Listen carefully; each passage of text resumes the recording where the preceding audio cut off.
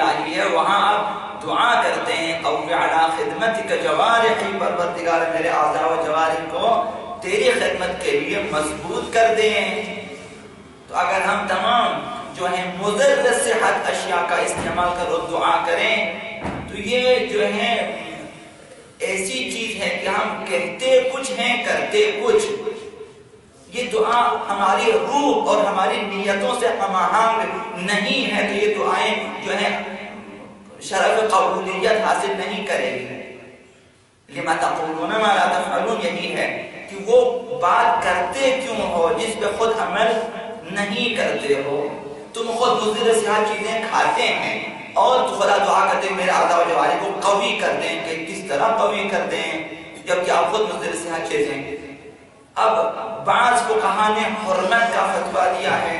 کبھی میں نے مسجد میں عرض کر دیا تھا کہ 5 فقہا کے فتاوے کی دخانیات حرام ہیں، سگریٹ نوشی حرام ہے، حقہ نوشی حرام ہے۔ ابھی بعض نے جائز قرار دیا ہے جو ٹھیک ہے، لیکن مضر صحت تو ہیں۔ جب مضر صحت ہیں کم از کم ہم خداوند متعال کے سامنے شرمندہ، خدایا تیری دی ہوئی صحت کو اور جوانی کو میں خراب کر رہا ہوں۔ غسل ان میں سے ایک ہے کہ ہماری صحت کے حوالے سے ہے، سلامتی کے حوالے سے کم از کم جو فلسفہ ہے غسل کا وہ یہ ہے، اور گناہوں کی بخشش اس کے معنوی فلسفے میں۔ حضرت آقا امام رضا علیہ السلام فرماتے ہیں کہ اللہ نے فرض نمازوں کی تکمیل کی ہے نوافل کے ذریعے۔ جب آپ واجب نمازوں کو ادا کرتے ہیں تو واجب نمازوں میں کمی بیشی رہ جاتی ہے۔ کس قسم کی کمی بیشی رہ جاتی ہے؟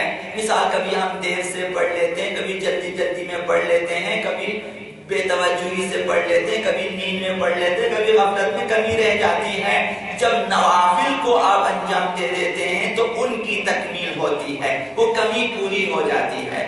یہ آٹھویں امام نے فرمایا۔ اسی طرح فرمایا کہ واجب روزوں کی تکمیل مستحب روزوں کے ذریعے خداوند فرماتا ہے۔ یہ خداوند متعال کی رحمت ہے، یہ خداوند متعال کا لطف و کرم ہے کہ ایسی چیز رکھ دی ہے کہ ہماری واجبات پوری ہو جائیں۔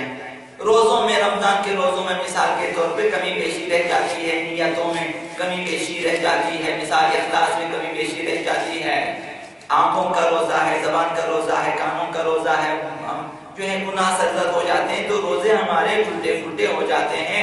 نوافل کے روزے، مستحب روزے بھی جب ہم رکھ لیتے ہیں ان روزوں کی تکمیل ہوتی ہے۔ فرمایا کہ اسی طرح سے خداوند واجب طہارتوں میں جو کمی بیشی رہ جاتی ہے، غسل میں، تیمم میں، وضو میں، جو واجب نمازوں کے لیے، واجب امور کے لیے جن میں طہارت شرط ہے، ہم انجام دے دیں، کمی بیشی رہ جاتی ہے تو غسل جمعہ کے ذریعے ان طہارتوں کی تکمیل ہو جاتی ہے تاکہ ہماری طہارت کامل ہو جائے۔ یہ بھی غسل کا ایک فلسفہ ہے۔ غسل جمعہ کی اہمیت کے لیے یہی کافی ہے کہ بعض روایات میں آیا ہے کہ بعض افراد کے جسم قبر میں ختم نہیں ہوتے، سڑتے نہیں، صحیح سالم رہ جاتے ہیں۔ مثال ایک شخص عالم واقعی ہے، ایک شخص شہید ہے، ایک شخص مؤمن واقعی ہے، ان کے جسم جو ہیں اکثر سڑتے نہیں ہیں زمین میں، اور تجربے نے بھی اس بات کی تائید کر دی ہے، تجربات سے ثابت ہوا ہے۔ اب یہ اگر آپ سرچ کریں 900 700 300 ایسے افراد جو ہیں دریافت ہوئے ہیں کہ جو بعض جو ہیں اولیاء الہی کے قبریں دریافت ہوئی ہیں کہ 200 300 سال پرانے ہیں۔